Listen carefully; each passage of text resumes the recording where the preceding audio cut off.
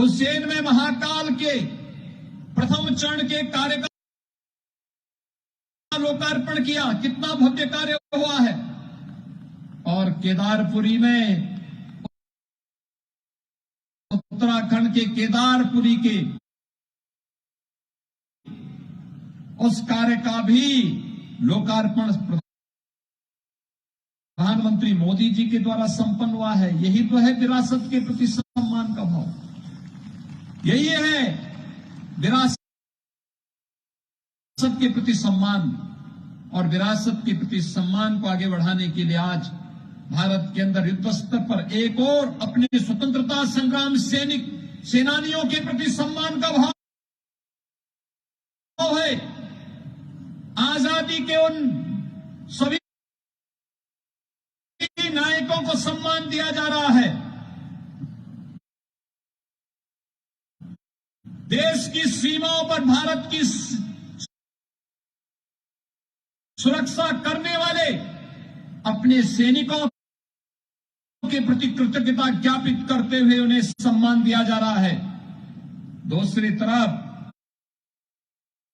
अपनी आस्था के केंद्रों को संवारने, सजाने और भारत की आस्था को सम्मान देने का कार्य हो रहा है। तो वही भारत के अंदर हर नौजवान के हाथ को कार्य मिल सके। मिशन रोजगार हर नौजवान को रोजगार के साथ जोड़ने के लिए कहीं अग्निपथ की योजना प्रारंभ हुई है, कहीं पे नौकरियों की एक लंबी श्रृंखला निकली है। 10 लाख अग्निवीर निकलने हैं। अग्निवीर 10 लाख और 10 लाख अग्निवीरों की भर्ती के साथ 10 लाख नए अन्य नौकरियां सरकारी मिलनी है। भाइयों बहनों, क्या ये सब कांग्रेस के समय हो पाता? कांग्रेस कर पाती? ये कांग्रेस नहीं कर पाती। कांग्रेस अगर कर पाती तो जनता ने, देश की जनता जनार्दन ने तो उनको पूरा अवसर दिया था, लेकिन कांग्रेस के एजेंडे में विकास नहीं है। कांग्रेस के एजेंडे में विरासत का सम्मान नहीं है। कांग्रेस के एजेंडे में सैनिकों का सम्मान भी नहीं है। कांग्रेस के एजेंडे में कहीं भी न अयोध्या था, न काशी था, न केदारपुरी थी, न महाकाल था। कांग्रेस के एजेंडे में तो केवल एक खानदान के विकास का था। और भाइयों बहनों, केवल एक खानदान के विकास तक सीमित है पार्टी। इसीलिए आज अपना अस्तित्व खोती जा रही है। इन्होंने विकास के नाम पर भ्रष्टाचार की नई नई परतें देश के अंदर खड़ी करनी प्रारंभ कर दी थी। इसका खामियाजा देश ने भुगता है। विकास अवरुद्ध हुआ है और आज उसकी कीमत हमारा नौजवान चुका रहा था। लेकिन अब भारत उससे उभर चुका है। एक नए भारत के निर्माण के लिए हिमाचल प्रदेश के अंदर डबल इंजन की सरकार फिर से आवश्यक है, क्योंकि विगत 5 वर्ष के अंदर हिमाचल प्रदेश के अंदर भाइयों बहनों, जिस मजबूती के साथ श्री जयराम ठाकुर जी ने काम किया है, प्रधानमंत्री मोदी जी के मार्गदर्शन में श्री अनुराग सिंह ठाकुर जी और श्री जगत प्रकाश नड्डा जी के साथ मिलकर के, वह अभूतपूर्व है।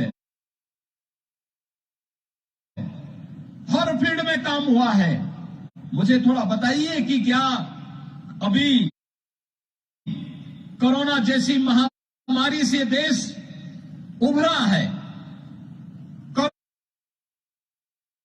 कोरोना के बाद कोरोना अगर कांग्रेस के शासनकाल में दुर्भाग्य से आया होता, क्या हाल हुआ होता। प्रधानमंत्री मोदी जी की लीडरशिप थी। हिमाचल में श्री जयराम ठाकुर जी के नेतृत्व में जिस मजबूती के साथ काम हुआ, फ्री में टेस्ट, फ्री में उपचार, फ्री में वैक्सीन और हर गरीब को फ्री में राशन की सुविधा भी, देश के अंदर 80 करोड़ गरीबों को फ्री में राशन की सुविधा भी उपलब्ध करवाई गई। वृद्धजनों को वृद्धावस्था पेंशन, दिव्यांगजनों को दिव्यांग पेंशन, निराश्रित महिलाओं को निराश्रित महिला पेंशन,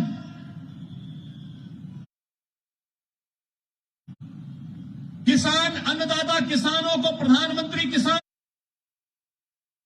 सम्मान निधि और हर गरीब को आयुष्मान भारत के साथ ही हिम केयर के माध्यम से 5 लाख रुपए सालाना स्वास्थ्य बीमा का कवर देने का काम भी ये डबल इंजन की सरकार ने ही किया है। अगर कांग्रेस के एजेंडे में विकास होता तो भाइयों बहनों 50-55 वर्षों तक उन्होंने शासन किया, कभी उन्होंने विकास को एजेंडा नहीं बनाया। विकास उनके एजेंडे का हिस्सा नहीं था, विरासत का सम्मान उनके एजेंडे का हिस्सा नहीं था, सैनिकों का सम्मान उनके एजेंडे का हिस्सा नहीं था, गुलामी के अंश की सर्वथा मुक्ति उनके एजेंडे का हिस्सा नहीं था। वे कभी इसको अपना एजेंडा नहीं बना पाए और इसलिए भाइयों बहनों हिमाचल के विकास की यात्रा बुलेट ट्रेन की तरह तेजी के साथ आगे बढ़ती रहे। इसके लिए आवश्यक है देश का यह शांत क्षेत्र, कितना शांति है, प्रकृति की गोद में आकर के ऐसा लगता है जैसे साथ साथ देवात्मा के साथ हमारा साक्षात्कार हो रहा हो। और हिमाचल के अंदर इस प्रकार की अनुभूति हम सबको होते हुए दिखाई देती है। यह साक्षात्कार शांति के माहौल में ही संभव है, अन्यथा नीचे से माफिया और प्रकृति के तत्वों पर घुसेंगे। कांग्रेस की जो प्रवृत्ति है, समस्या ही खड़ी हो जाएंगी। क्योंकि आपको मालूम है उत्तर प्रदेश से माफियाओं का हमने सफाया कर दिया है।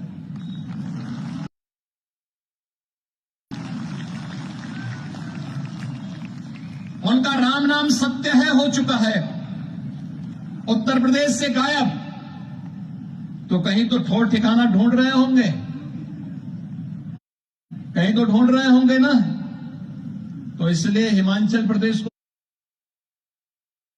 को सुरक्षित रखने के लिए, हिमाचल के विकास को तेज गति देने के लिए, हिमाचल के नौजवानों के लिए और विकास की इस गति को स्वास्थ्य के क्षेत्र में, ग्रामीण विकास के क्षेत्र में, शिक्षा के क्षेत्र में, रोजगार के लिए, माताओं बहनों के सम्मान और स्वावलंबन के लिए डबल इंजन की सरकार फिर से बननी चाहिए। और डबल इंजन की सरकार के लिए आवश्यक है, श्रीमती माया शर्मा जी का यहां से विधायक बनना आवश्यक भी है। पिछली बार भाइयों बहनों चूक हो गई थी तो विकास में पिछड़ गए।